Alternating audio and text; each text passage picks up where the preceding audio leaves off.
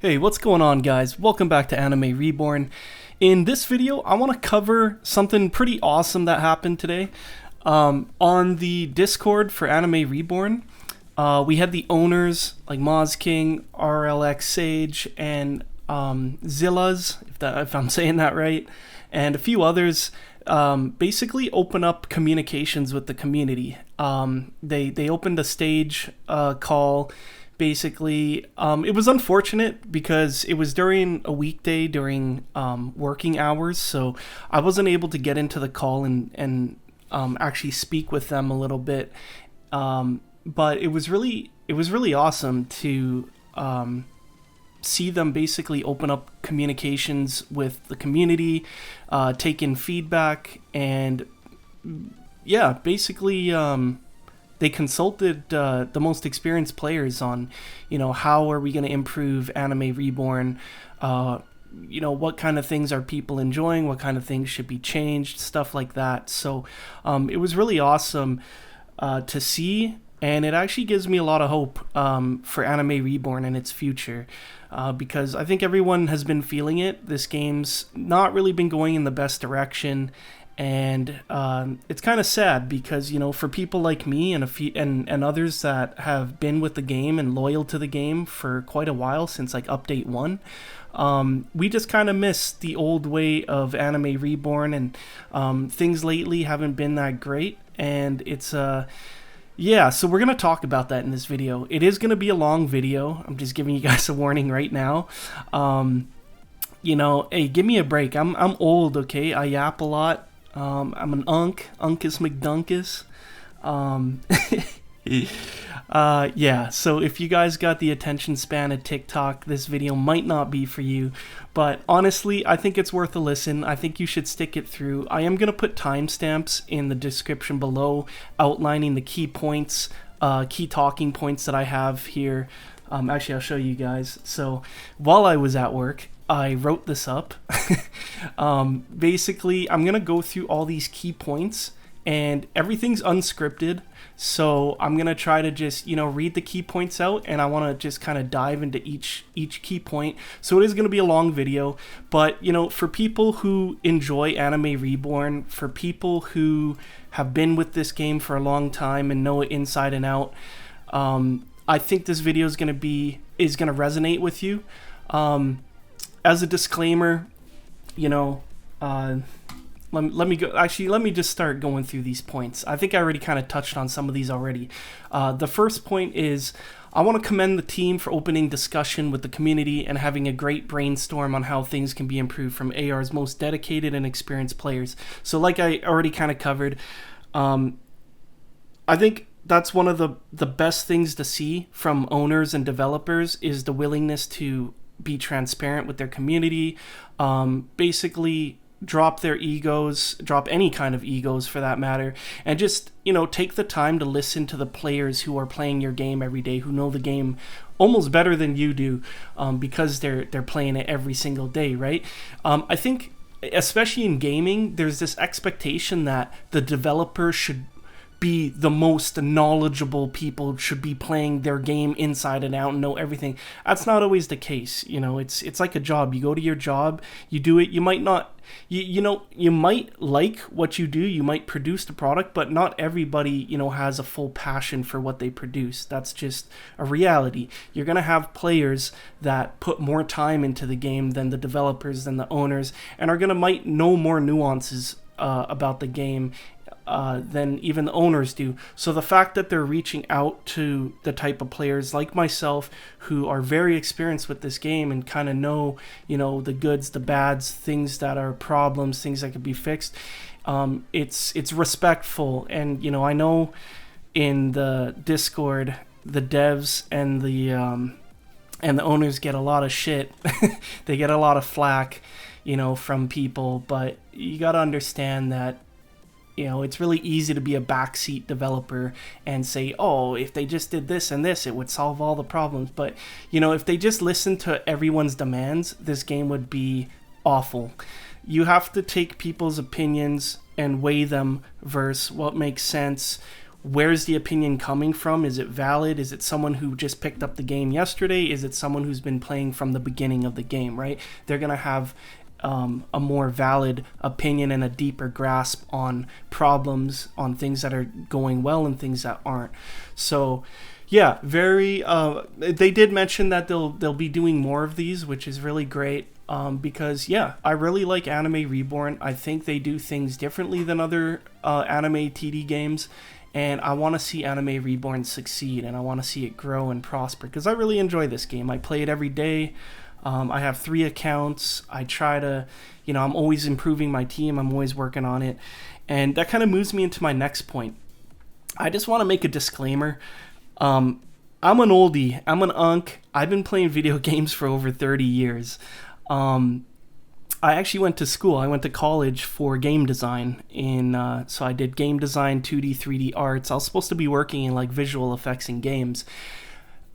Career didn't really pan out in that regard, but I still do some things on the side. But yeah, I've been playing a lot of video games, and I play a lot of different types of video games. So I have a lot of years experiencing different kind of games, systems that they use, things that work in games, things that don't really work. I'm not trying to sit here and say that my opinion is the end-all be-all, but I feel like my experiences with gaming over so many years has allowed me to experience systems in games that work versus ones that don't. And at the end of the day, it comes down to incentive. And I guess that moves me into my next point. Quality content over quantity. Less can often be more. Reliability over a broken game. So I just want to talk, I'll just kind of break this apart. So quality content over quantity. This is huge for me. And honestly, this is something I live my life by. I think we kind of live in an age where quantity dictates everything. Oh, this game has more player base. Oh, Steam users are playing this game. A game's dying just because it had 100k player fall off. Things like that. I feel like people let numbers dictate what they enjoy too much. If Anime Reborn dropped to under 1,000 players, I would still play the game because I enjoy it. I don't let numbers and other people dictate what I enjoy. And for me, quality is always above everything. Lately, that's one of my complaints within Anime Reborn, is I feel like for someone like me who's been playing this game literally every day, and I even play it using macros overnight and while I'm at work to kind of skip out on some of the harder grinds, I have literally been playing this game like 24/7 for the past few months, and I almost feel like sometimes I still can't keep up, because there's just so much quantity being thrown at us, and I feel like it's not of a high enough quality. So I want to do it, but at the same time, I feel like it's pointless because not a lot of that quantity is worth it, and it's going to drive me into my next point, because less can often be more. For instance, I would rather wait 2 to 3 weeks for an update, even a month for an update, to get 2 quality units. Give me 2 units that are actually useful, that actually fit into the meta, they're actually useful in the game.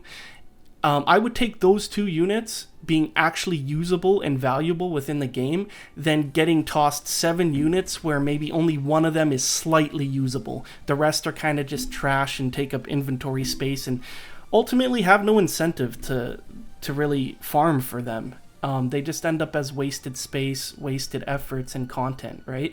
So that's where less can become more. Reliability over a broken game, that's another thing. So quality, again, I would rather wait a month or however long it takes to release updates that are tested thoroughly and are reliable and actually work over a game that releases content that's half-baked and is broken and doesn't work. Yeah, it's just, I think everyone can resonate with that. Nobody really wants a broken game or, updates that tend to add 2 things but break 5 things in the process. It's just not a good look on a game, and you're going to drive players away with those kind of missteps.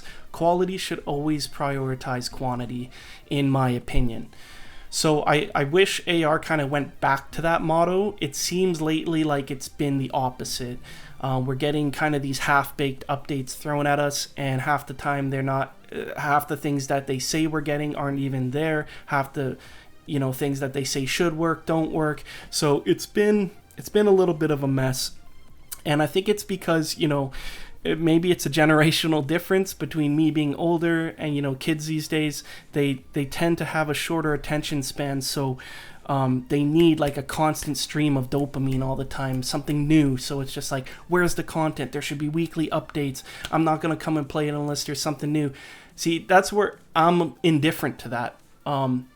I can find a million things to still do in this game, whether it's farming rerolls, keys, gems, gold, improving my teams, rolling miracles on all my units. There's always something to do in this game, and I think a lot of the people who are screaming for more content, they don't have accounts like mine. For someone who's kind of got completionist accounts like me, there's a million things to do between updates, and sometimes I'm even finding it difficult to get everything done before I'm hit with the next update. So I would like to definitely, I guess I kind of have a point on that later on I'll touch on, but I would like to see the grind become a little less tedious, because honestly, I love playing this game, but I also don't want it to become a second full-time job. I like playing other games too, and it would be nice to jump on AR, get the stuff that I need, and then hop off and do other things if I want to, not have to basically, constantly play just to get everything that's being thrown at us. All right, the next thing is player hype and incentive for playing content drives player engagement. So this is like the golden rule in game design. Player incentive is everything. When it comes to video games, there is literally 0 point in playing a video game unless there's incentive to do so. Whether it be having fun, which is, story for a lot of linear-based games. I think in a game like Anime Reborn, if you're going to throw content at players, you have to give them incentive to play that content. And you have to give them a reason to replay that content. So what I mean by player hype is, this is an anime game. There's thousands of animes out there that people love. There's obviously more popular ones than others, but I feel like, get the community hyped over popular animes. Be selective with the type of characters you insert into the game. Units can always be revised in the future. More characters can always be added later. You don't have to run one Dragon Ball event and that's it forever. Add in 1 or 2 units, Gohan and Goku. And then months down the road, if you want to run another Dragon Ball, you can add in more units. There can be rotations like that, but I think it's really important to get players hyped about certain animes, get the content people want to see, but incentivize them to play your content. A good example of not incentivizing players is, and I'm going to just talk about it right now, is this Easter event. This Easter event is just not it. It's probably the worst event I think AR has seen to date. It's just, I'm going to talk about the egg system on another point, but I'm using this as an example because we just got new story stages, right? I'm going to go there right now so I can show you. So we just got new story stages. Burned York, for example. And you can see in the possible rewards, yeah, you get your standard rewards, but what's the incentive to run these? Let alone run these multiple times. There's really no incentive. Even on Nightmare, you get no new units. There's really nothing to kind of be excited. Even in the Infinite, there's no legend stages, no nothing. So it's you gotta, when you're designing games like this, you gotta constantly ask yourself, what's the incentive for a player to run this content? You want people to run your content and want to run it because they're incentivized to. They get rewarded properly and adequately for running that content. it also drives player engagement. So those go hand in hand. So player hype and, incentive for content is going to drive player engagement, because if there's something to chase after, people are going to want to come back. So it induces player engagement, but it also keeps people coming back to replay that content as well. And that leads me right into my next point. Going back to the basics, and this whole player hype incentive and driving player engagement is why the World Collision event is regarded as the best event that Anime Reborn has seen yet. And a lot of people don't really understand why, or are questioning why is World Collision considered the best event. And I'll explain why. Because it had everything that I just described above. The update was very sweet and simple. It provided a new stage for players to grind, a new currency for the event. It had, I think, 3 new units, or it probably had more units, but you had Beerus, Aizen, and Sid. All 3 basically meta units. So all the units were really good, and they had purpose, so it made people incentivized to want to farm for them.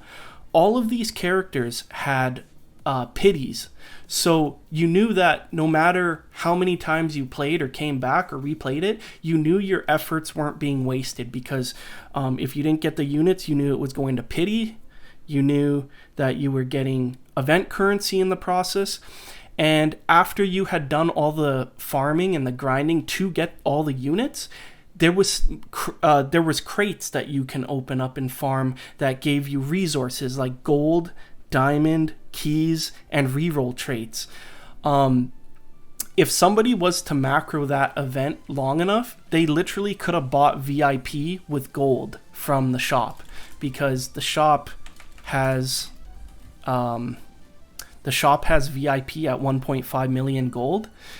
This 2.3 million gold I have, 2 million, I think 1.8 million of this gold is still from the World Collision event. That's how good that event was on resources. So even if you had finished the grind, even though you finished the unit grind, getting Sid, Beerus, Aizen, whoever, there was still incentive to keep playing the event over and over, because now your focus can shift over to resource farming. So then you can stock up on gold, gems, rerolls, work on your team, get traits rolled, things like that. So it had everything. It was simplistic in nature, but it had units to chase. And even after you were done chasing the units, you had incentive to continue running the content, whether it be with friends or helping other people, but you also were rewarded by it by getting resources afterwards as well. And then, so that leads me now to why Easter event is the worst event AR has seen yet. So this one really bothers me. They threw a lot of units at us, and a lot of the units are basically useless. So already you've killed the incentive for people to even want the units, because they have no place in the meta basically, and they're just not good. And so there's no motivation to run for the units. And on top of that, they put the event into portals, and the event's not even working correctly. Like, it's bugged out of its mind. The portals give you 5% consumption. So I'm gonna just show real quick. So you go to this fountain, you check your progress. You currently have 0%. So every time you run this bunny portal, you get 5% to that consumption.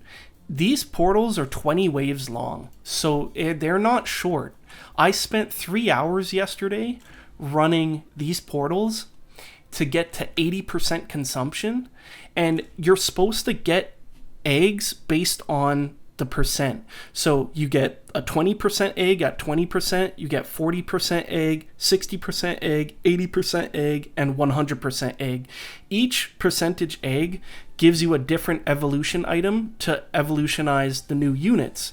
But I don't know if it's intentional or if it's bugged. I think it's bugged, but I farmed for 3 hours yesterday to get 60% consumption and then 80% consumption afterwards. And every time I consumed, every time I consumed at 60% and 80%, instead of getting the 60% egg and the 80% egg, I got a 20% egg and a 40% egg. So that entire 3 hours was completely wasted. I did not get the evil items I wanted. And yeah, it was a complete waste of time. So this event has to be the worst event I've seen in Anime Reborn so far. And this is what I'm talking about. I don't even feel like I'm gonna do it because I'm a completionist and I want to do everything that AR has to offer, but I'm telling you, I am dreading it. I don't want to run those portals again, and I don't want to come back to this fountain when I'm at 80% just to click consume and get another 40% egg. Like, that's gonna just kill me. And yeah, so basically all I'm saying is incentive for the player drives everything. And this is a pure example of why there's a stark contrast between the World Collision event and something like this Easter event. One gave you all the reasons in the world to run that content. It was fun, it was replayable, and it rewarded you for everything that you did. It never wasted your time, it never wasted your efforts. This Easter event, there's zero incentive to run for these units, and all it does is waste your time for no good reason. So very stark difference between the two, right? So hopefully that kind of gets my point across.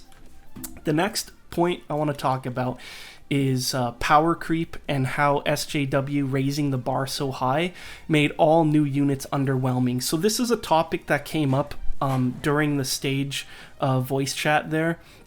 There was a lot of contrasting opinions on this one. I think everyone kind of agreed that the power creep on SJW really set the bar a little bit too high. It moved the power creep a little too far forward, in my opinion. He is extremely good, but you also have to remember that SJW Monarch is an extremely difficult farm, and he takes a lot of grind to get. And so therefore, you know, his strength and how good he is kind of warranted because of what it takes to actually get him. And so there needs to be a fine line there. Like, yeah, he's overpowered, borderline broken, and he kind of screwed the power creep for the current game.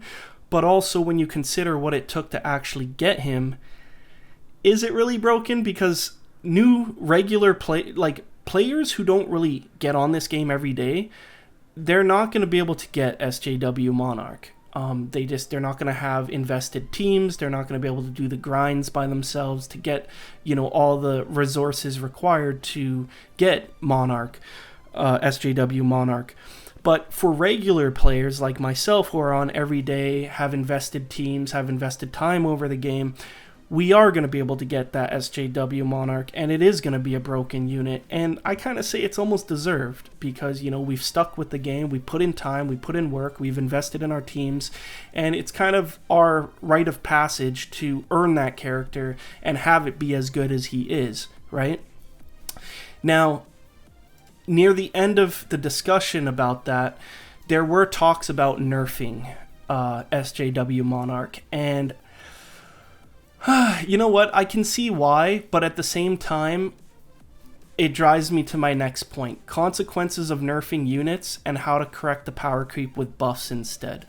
So I think, you know, with the state of Anime Reborn right now, if the community sees the word nerf in anything, it's gonna kill the hype for the game. People do not want to be seeing the word nerf right now. And in my opinion, nerfing a unit is a lazy way to fix a game. The mistake was making him as powerful as he is in the first part. In the first part because he raised the bar so high. To correctly fix this, rather than nerfing him, you need to bring units up to his level. So he's the power creep, he's the standard now. Instead of nerfing him, bring everything else up to match him. That way, you don't piss the community off, you don't drive players away, and when people see buff, it's going to make them happy. And like you'll get completely opposite effects. So rather than going the lazy route and just nerfing the problem, spend the time to evaluate other units and bring them up to his potential. That's going to make the community much happier, and that's going to be a proper fix for this issue. And then once that power creep and that bar and that standard is created, now that's your balancing, that's your standard for balancing with all the new units moving forward. And so my next point is change balancing the game towards elements and types will drastically change the dynamic of units. So this was another thing that was talked about in the meeting as well. And I really like this idea. I can't give credit to who mentioned it because like I said, I was at work and I didn't see who was talking at the time. But they did mention that the raids were supposed to be, or maybe they weren't supposed to be, but they wanted to go in a direction where they had more of a focus on elements and types of units.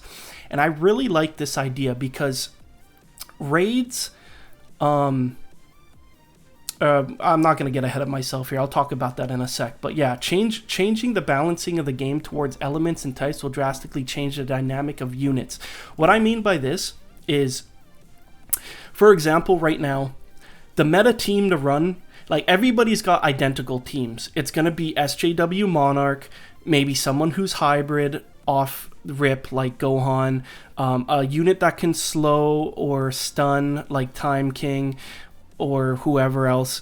You're going to have buffers like Yamo that buffs dark type units like SJW. You're going to have Rise, which buffs units and lowers their SPA.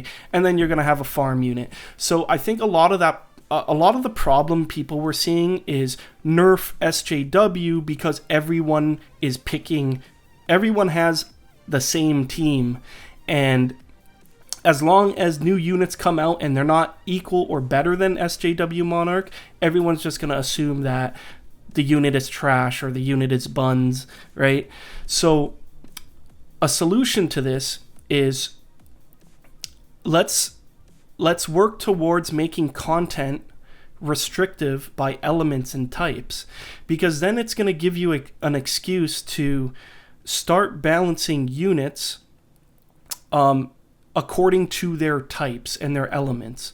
So this is going to be the hard one to explain, but let me just go into raids here and you might be able to understand better what I'm saying. So raids should be conditional like traditional raids in gaming. Leaderboard runs are closer to what raids should have been. So what I mean by this is when raids initially came out, they were basically just harder content, like more difficult content. They weren't anything different than the stage content. They were just more difficult content. Like when you go to the play area and you run these stages on normal and hard, like you just pick West City, you run Act 6 or 1 to 6 on normal, you run Act 1 to 6 on Nightmare. The only difference is this one's easier, this one's harder. When you go to raids, the only difference is they're harder.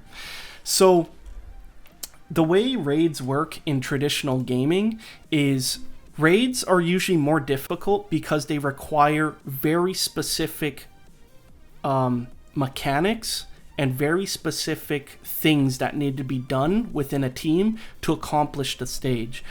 When I compare LB runs are actually closer to what traditional raids should be. The reason why I say that is because to get on the leaderboard, you have to bring with you very specific teams with very specific units that do very specific jobs during the run.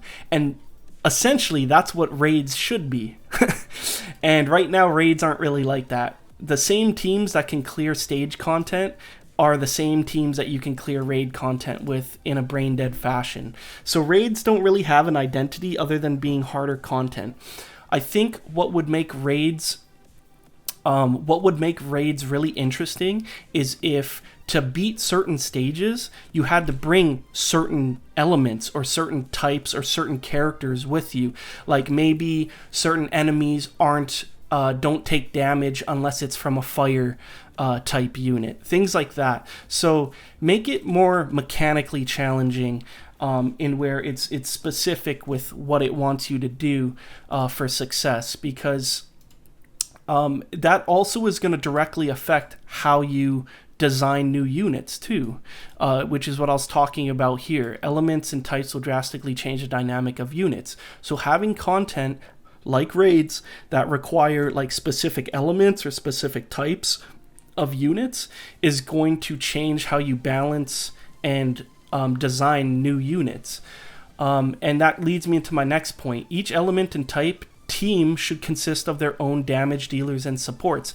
So this is my solution to what I think can fix this being like everyone having identical teams. So yes, SJW is like the damage dealer leader for the dark type team. His buffer is Yamo, and then you pair him with other dark units, right? But that's what I'm saying. Like, why not have an SJW equivalent unit that is just as strong as SJW, but he's for the fire team. So see what I mean? So we're creating hype for multiple units, but we're diversifying it because now we're splitting the units into different types and different elements.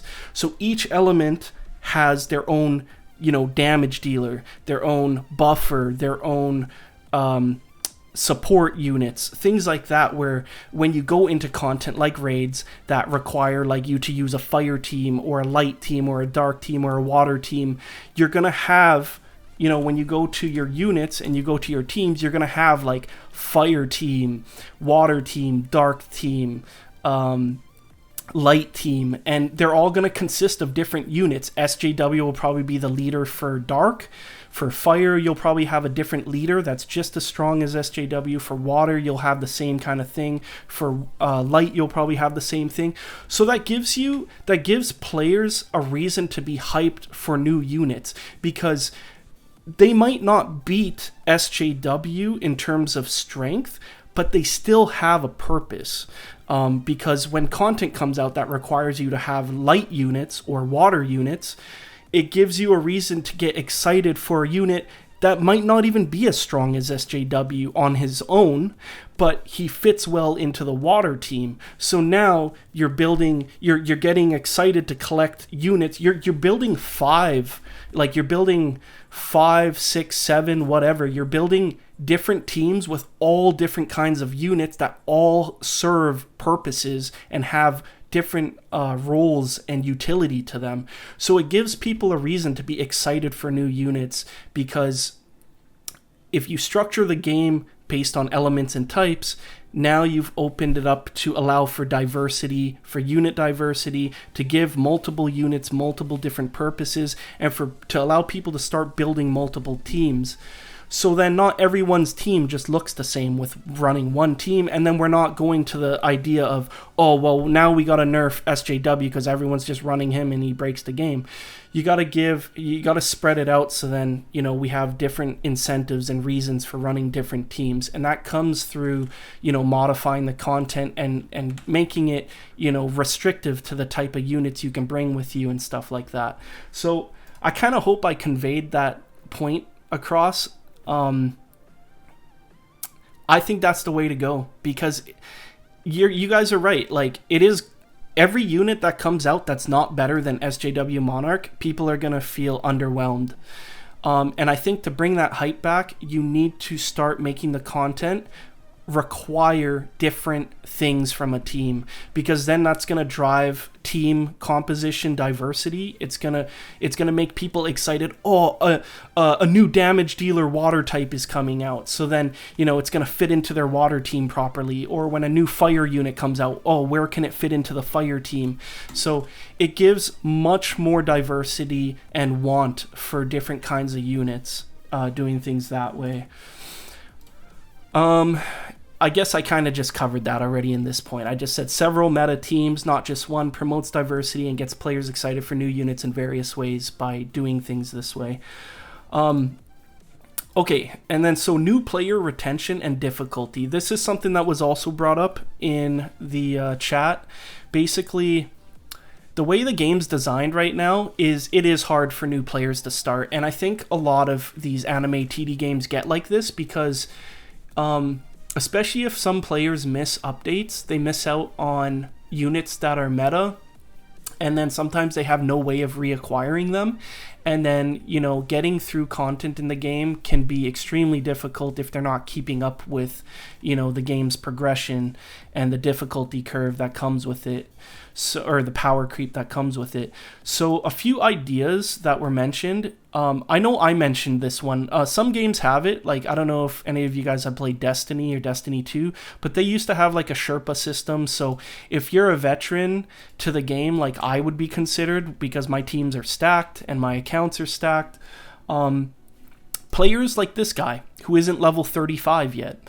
If I ran with him, there should be incentive for me to run and Sherpa these people. Basically, when new players need help getting through content, I should be incentivized to help these new players. So if I took time out to go help them, give me some bonus rewards, give me some trait rerolls, give me some keys, give me some gems, whatever it is, right? Make it worth my while to go and help newer players. It's a win-win for both sides. It makes me want to go help people because I'm getting rewarded for it and I actually have incentive to do so.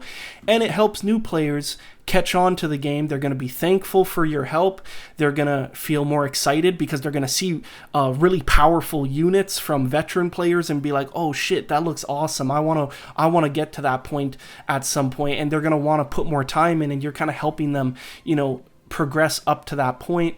So they're going to get excited along the way. And I think along with that kind of system can be like a new quest line system for newer players. Get them excited for the game. Give them like a free choice of a mythical off rip. Give them a free miracle trait on that character. You like make them feel kind of powerful. Throw things at them that make them feel like, holy shit, I got lucky. Or, you know, players need to feel excited to retain them, and you got to give them incentive to play. I think adding these two kind of systems together is going to do that. Give them a quest line that's going to constantly reward them and keep them excited and keep them playing, but also that Sherpa system can go a really long way because, you know, helping somebody new goes a long way. They're going to be able to see what you're capable of doing. They're going to want that. You're going to get rewarded for helping them. They're going to be able to progress without feeling, you know, overwhelmed because they can't clear anything, and then eventually they just quit the game, right? So it's a win-win situation with systems like this. My next point is quality of life changes, original ideas, resource sinks, and features that give AR its own identity and coexisting. So there's a lot to break down in this point. I'll go over each one kind of individually. So quality of life changes. These are so big in a game. You know, when it comes to the units, I love the filters, but I feel like it's missing. All these anime TD games have tons of filters, but they're missing the filters that matter the most. In this game, I love the recent filter. This is probably the best one for me, and I love the search function. So those two are really good, but I really wish we had a filter by duplicates because I guess this search feature, like if I were to search Ant King, for example, it does bring me to all my duplicates in one shot. But it would be nice just to have all the characters sorted by duplicates, so then you can keep the ones you want or thin down on the quantity of certain characters, because there's only a couple units I'm missing at this point in the game, and I'm at 252 out of 400 slots. So it's not terrible, but it does get really laggy to do anything, and it would be nice to have like filter by maybe DPS, filter by duplicates. Recent is nice. Strongest is okay. Strongest could probably be duplicates as well. It would be nice to filter by element or type, or even by name. If you did it by name, that could double as duplicates as well. So just quality of life changes like that go a long way. I love the teleports in this game, honestly. I love how simple they are. no complaints there. But it's stuff like that. The auto upgrade. Auto upgrading units is a huge quality of life thing that I love about Anime Reborn, and that kind of makes me segue into like original ideas. So one thing I've really noticed with these anime TD type of games is they all tend to be clones of each other. They all like, having the same things, the same mechanics, the same features, because if one developer is having success, obviously other developers are going to want that same success, so they're going to adopt similar systems. That's understandable, but I think what really makes you stand out as your own identity and game is coming up with original ideas. And what we did today, having that brainstorm between developers, owners, and players, is exactly how we come up with original ideas. Getting everyone together, figuring out what works, where things aren't working, where things are working, and how we can improve them. That brings me to the next point, resource sinks. So this is commonly known in games as like, there's always going to be that one resource you get in video games that you just get too many of, and you don't really have anything, you can't really do anything with them.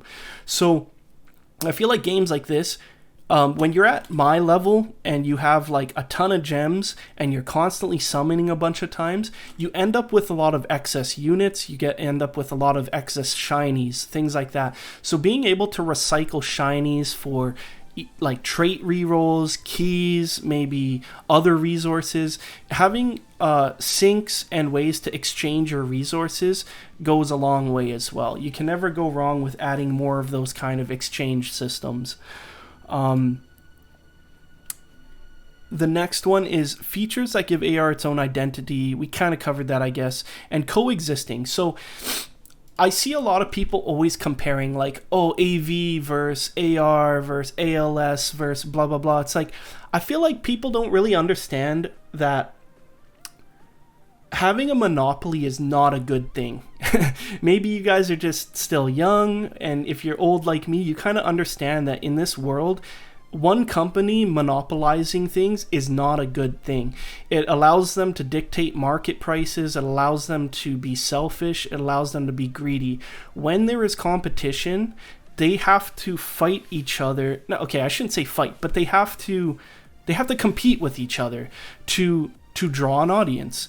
And what that does is forces these two companies or developers to continually improve their game because they want to be better than each other. And when these two developers do this against each other, it's a positive for the consumer or the players, which is us, because we're constantly getting better systems, better updates, higher quality, all these kind of things, right? So competition between companies is good. It benefits the player and the consumer in the end. What I mean by you can coexist with your own identity is exactly what it means. The reason why I like Anime Reborn so much is because they have things that make them unique, like auto upgrade systems. I tried playing other anime TD games, and not having that auto upgrade really sucks. I've come to realize it's something that I don't really think I can play these games without. So Anime Reborn does have small things that set itself apart and make it unique, but I think that's a part of coexisting. One game can do things uniquely in their own way, and another game can do things uniquely in their own way. And they can coexist, and there's reasons to like one game for certain things, and there's reasons to like another game for certain things. And having that uniqueness is what allows them to coexist, and I see nothing wrong with that. Having that competition keeps everything improving, and the players benefit from it in the end. So I see nothing wrong with that. You'll never see me talking like, I hope this game dies, or this game's gonna die, blah, blah, blah. Trust me, you guys do not want one game running the whole scene. People get lazy. When they have full control of things, they get lazy. When there's competition, you can't just sit on your ass. You gotta keep improving, or you're gonna get run out of the competition. The next thing that was talked about in the chat was banners should have separated pools to choose from, legacy units versus new units. So I think a lot of people's complaints are like, instead of doing like forced banners, because I don't really think maybe this is a hot take from me, but I personally don't think that forced unit banners is a good idea, especially after an update, because you're forcing your player base to get on the game at your timing. And I don't think that's a good idea. You should be adaptable to your player base. Everybody's on different time zones. Everybody goes to school at different times. Everybody goes to work at different times. Everybody plays this game at different times. Don't alienate most of your player base because they can't manage to get on the game right after an update to get in on these new units. Instead, create different banners.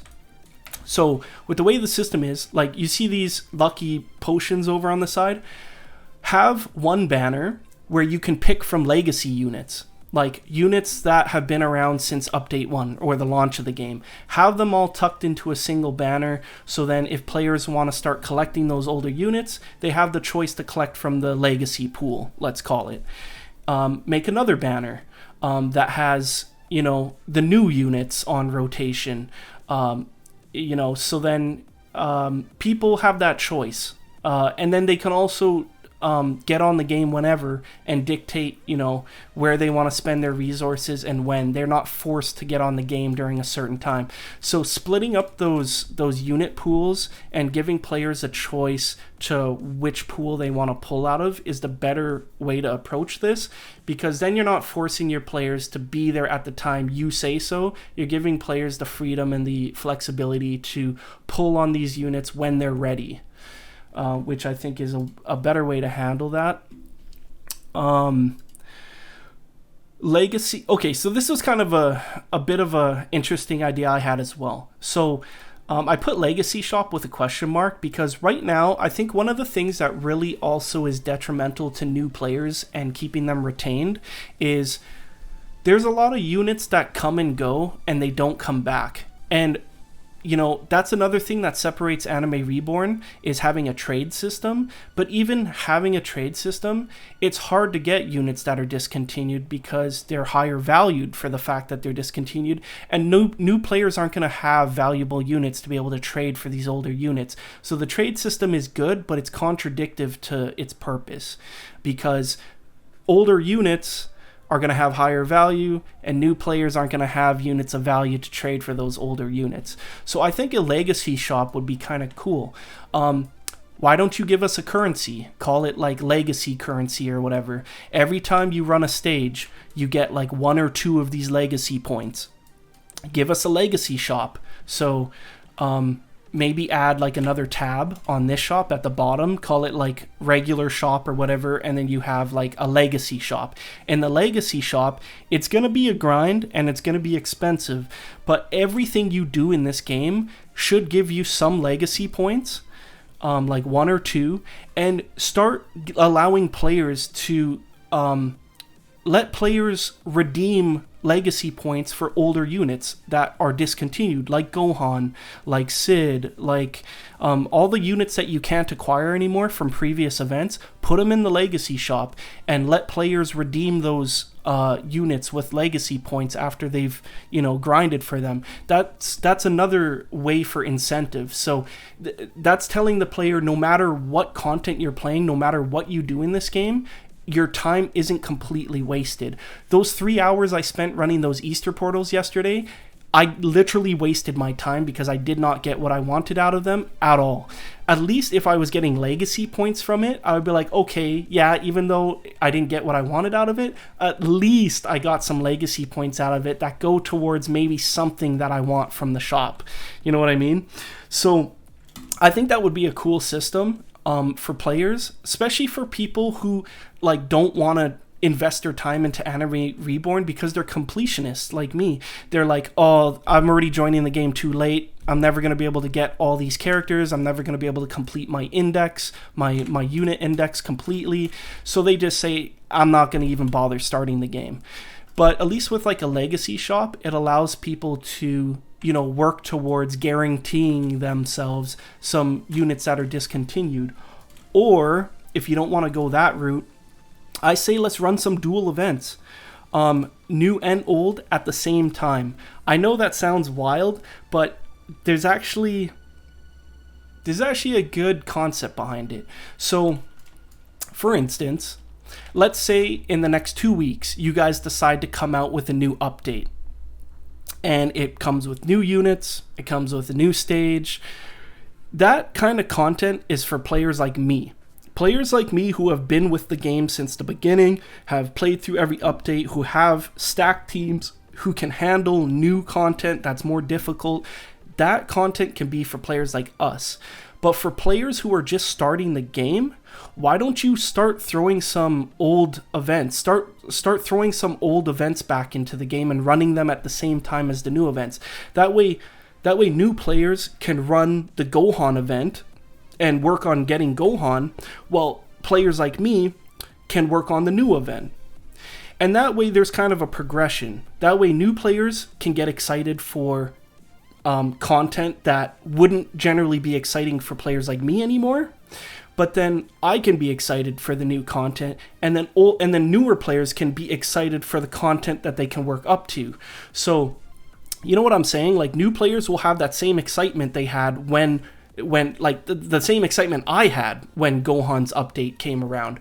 That way you're also not, taking these older units and completely discontinuing them, forever. You're bringing them back into the game on a rotational basis, but you're catering to the newer player base or people who want to try the game out and getting them excited so then they can kind of go through the same progressive path that I did playing this game. But then I can also still stay excited for new events as well. And it's not like it's going to require more development or more work. All these events that you guys have already designed and released for players like me in the past, you just got to throw them back into the game for the new players. But then the new content comes out at the same time for players like me to get excited about. You see what I'm saying? So rather than alienating a new player base to not being able to ever collect these older units, get them excited, get them on the same event path that we played when the game was newer.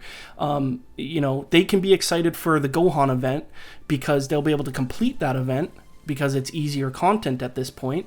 They're not going to be able to do the newer content that I'd be able to do, but at least I can start doing that newer content and be excited for that content while the newer players have their content to chase after and be excited for. So you're kind of catering to both sides of the player base at the same time. You're getting the new players excited to play your game by rerunning older events, and you're getting the veteran players like me excited by playing the new events. And the new content that we can actually run, because that way you're not balancing new content to try to cater to new players and veteran players at the same time. Give the newer players the easier events that have come and gone already, and give the veteran players the new events that can have heightened difficulty.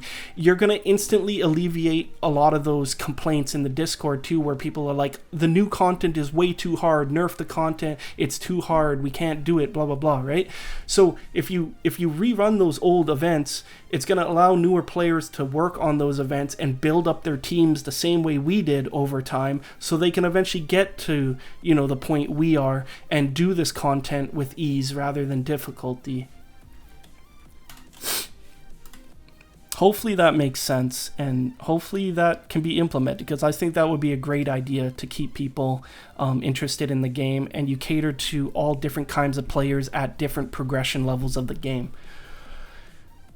Okay, we're getting to the bottom, guys.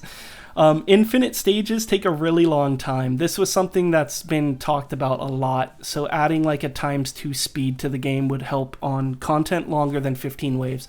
So I really like that idea, actually. 15 waves is generally not that long. I think it was Moz King that mentioned ×2 speed should be for anything that's waves 20 or infinite. And I actually really like that idea, because it does get a little... I think runs that take about 4 to 5 minutes is fine. Maybe even like 3 to 5 minutes is fine. Anything longer than that should probably have like a ×2 speed. Or even just a way to reconnect. I feel so bad for people who are running like... for leaderboards on infinite stages, and their run is like 3 to 4 hours long, and they happen to get disconnected. There's no way to reconnect. There's no way to save your progress. I think if you disconnect, you don't even I don't even think it counts.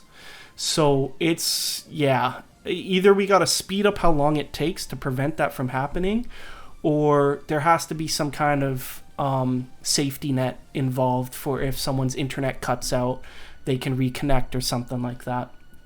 So yeah, I like those ideas pretty much with no argument. Okay, so this is something I often see too, especially with me being on the Infinite Castle leaderboard. Like, people see this and I get like 20 DMs a day asking me like, what team am I using? And the honest truth is, it's not just the team. There is so much more that goes into a tower defense game. Damage isn't everything.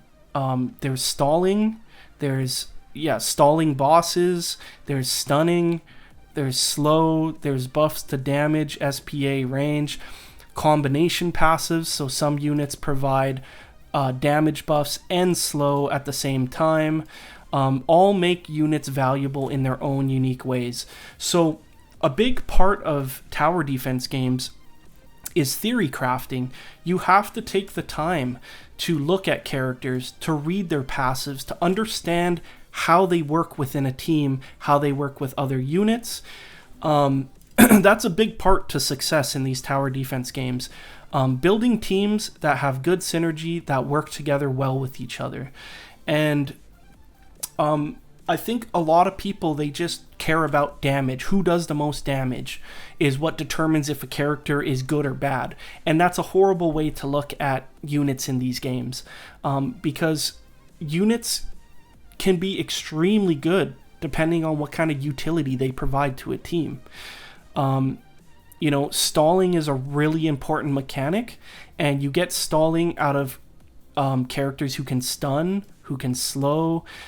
Characters who buff damage make characters like SJW pump out even more damage. So then you have that team synergy to deal with different scenarios.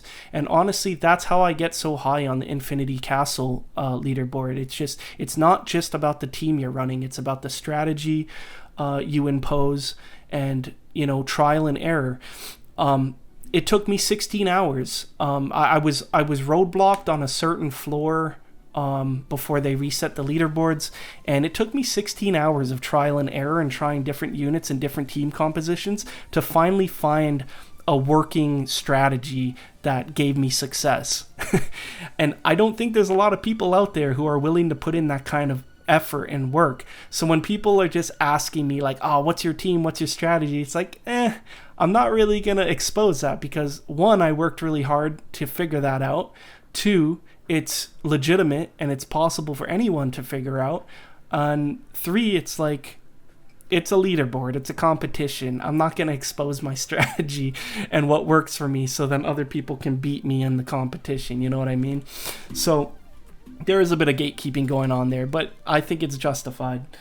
So yeah, that's something I wanted to talk about, because I see a lot of that in the community. It's like, if the unit doesn't do more damage than SJW, if they don't do more damage than SJW Monarch, the unit's trash.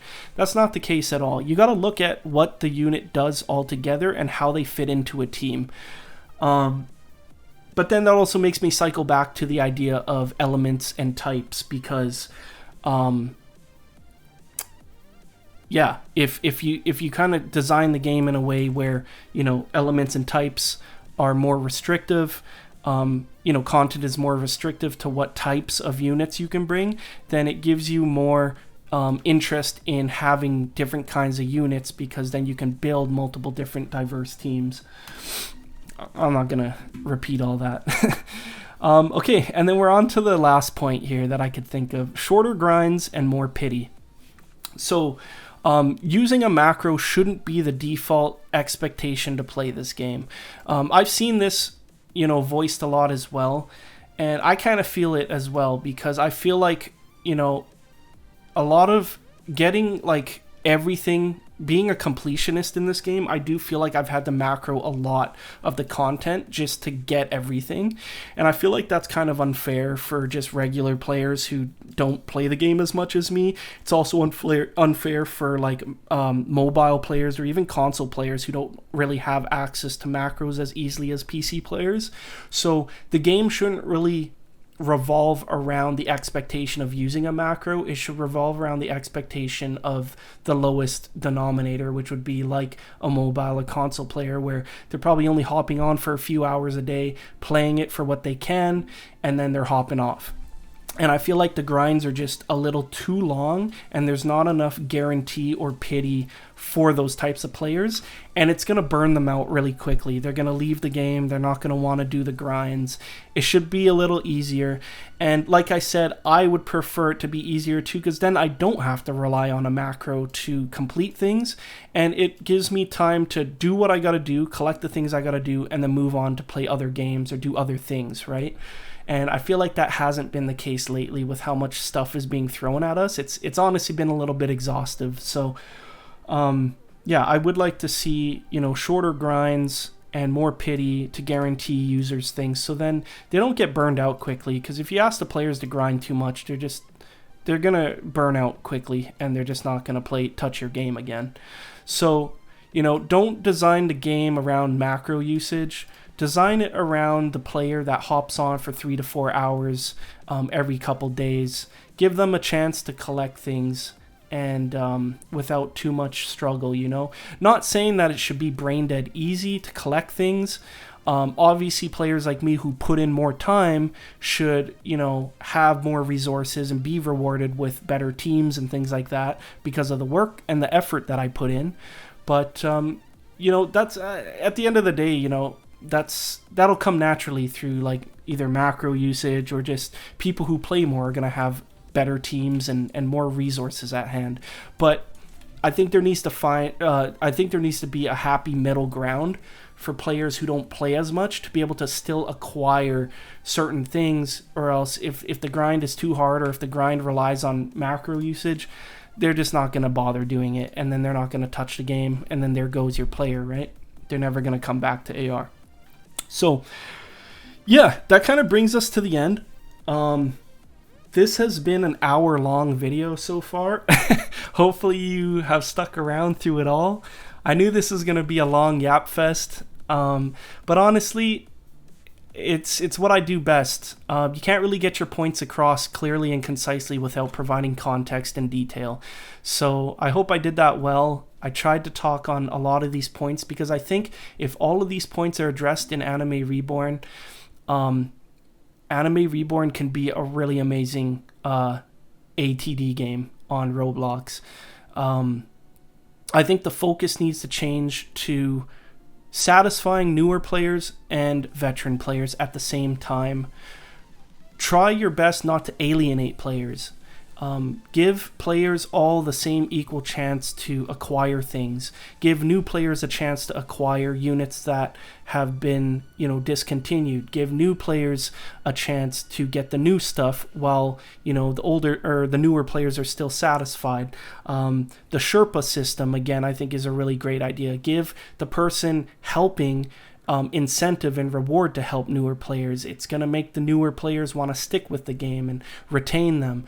I can't stress enough, the golden rule is incentivize your players to play your game. That's why World Collision event was the best event AR has seen.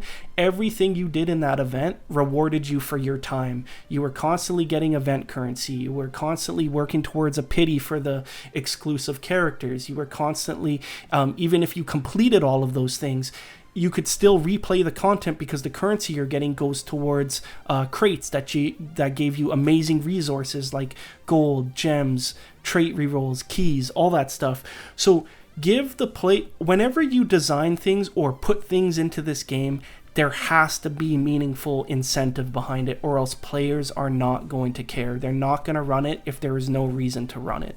You have to have incentive for every piece of content that you put into this game, and that's where quality versus quantity comes into play. Don't just throw quantity at players because they're asking for it, because at the end of the day, players don't really know what they want.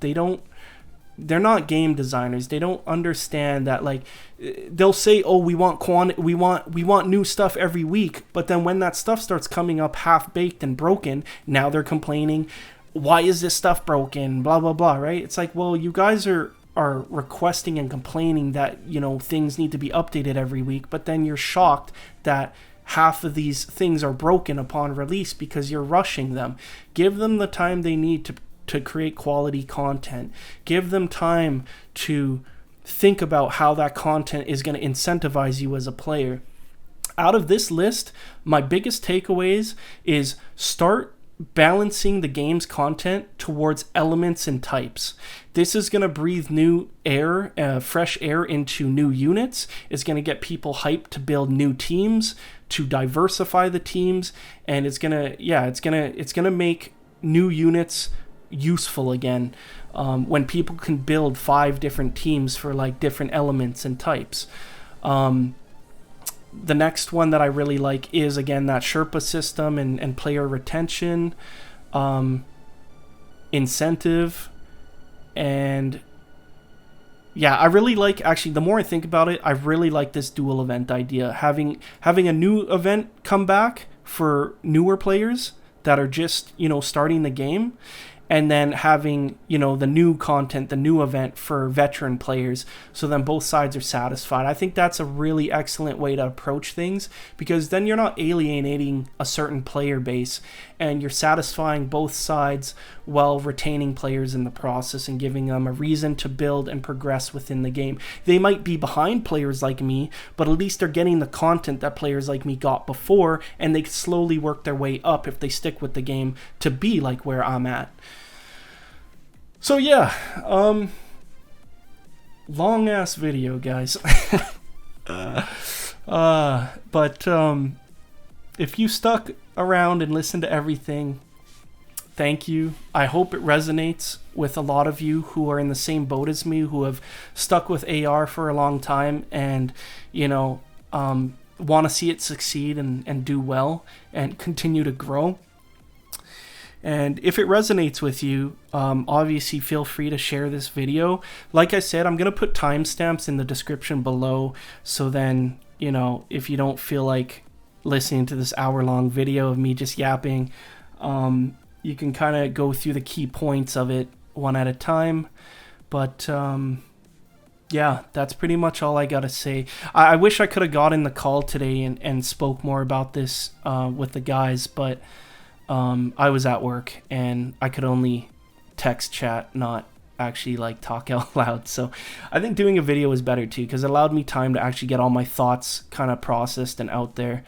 And yeah, I think if we move AR in the direction of a lot of the points I listed in this video, I think you're going to see a lot more success with this game, a lot more player growth, and a lot more people just appreciating what this game offers, because yeah, the last thing you want to do is alienate your player base, or at least part of your player base. And I think satisfying all players at different progress levels of the game is the best way to retain your player base, but also giving them incentive to run the content.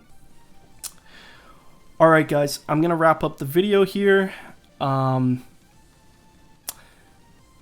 don't know if I'm going to do a video on like the Easter event and stuff. I'll try to do... that's one thing I really quickly wanted to talk about. So at the end of my list here where it says shorter grinds, I think that's something I would appreciate too, because it's really hard for me to come out with videos quickly for you guys, because I also have to get in the game, do the grind, get lucky, get the units, do the grind for the evo items, get them evoed, and by the time I'm done doing that for all the new units, like a week or two has already passed since the updates dropped, and then by that time it's like there's no point to doing the videos anymore, because it just takes a really long time to get this stuff and nothing's fresh or new anymore. But then again, the Discord does a good job. All the players kind of come together and share information, which is good, but it kind of sucks for like creators like me, because I do want to make these videos, but it just takes me forever to like get all this stuff together, and then by the time I release a video, I'm too late. So that's another thing I'd like to see kind of changed. But all right, guys, hope you enjoyed this video, and I'll catch you in the next one.